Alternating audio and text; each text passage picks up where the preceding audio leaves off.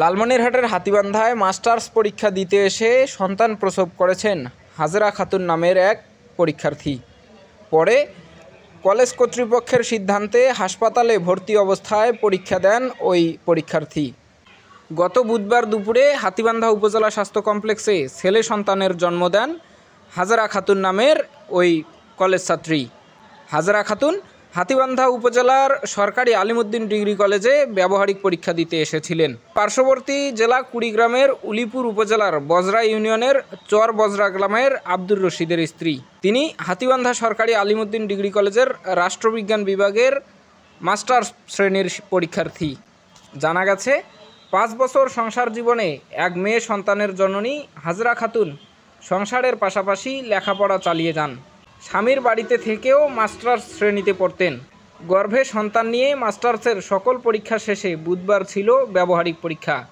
স্বামীসহ autorickshaw যোগে বাড়ি থেকে হাতীবান্ধা সরকারি আলিমউদ্দিন ডিগ্রি কলেজ কেন্দ্রে আসছিলেন হাজেরা খাতুন।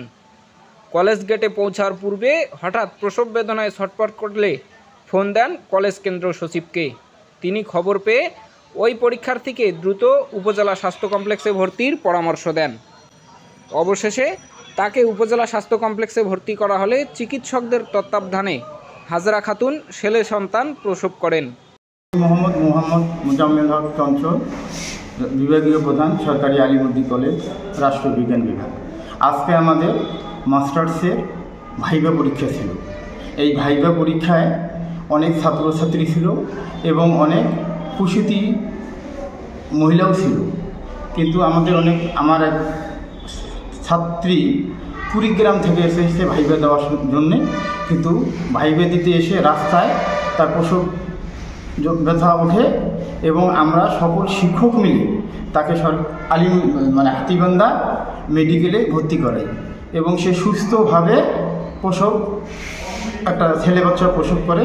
আমরা সবাই খুশি এবং আমরা আলিমউদ্দিন কলেজের সব শিক্ষক তাকে দেখতে আসি এবং তার দীর্ঘায়ু কামনা করি।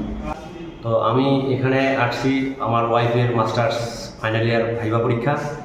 তো এখানে আসার সময় প্রতিমধ্যে আর কি তার ডেলিভারি ডেটটা একটু দেরিতে ছিল, কিন্তু হুট করে আর কি তার পেইন উঠে যায়। পেইন উঠে যাওয়ার কারণে আমরা যাই হোক টিচারদের সহযোগিতা এবং আমাদের যে এখানে হাতীবান্ধা স্বাস্থ্য কমপ্লেক্স, এখানে আমরা চলে আসি। এখানে যাই হোক আমার ওয়াইফের ছেলে সন্তান জন্মগ্রহণ করে। ইতিমধ্যে এর পূর্বে আমার একটা বাচ্চা আছে, মেয়ে বাচ্চা, 4 বছর বয়স। এখন যাই হোক আলহামদুলিল্লাহ আমার একটা ছেলে সন্তান হলো। আমি খুবই খুশি। আমাদের জন্য দোয়া করবেন।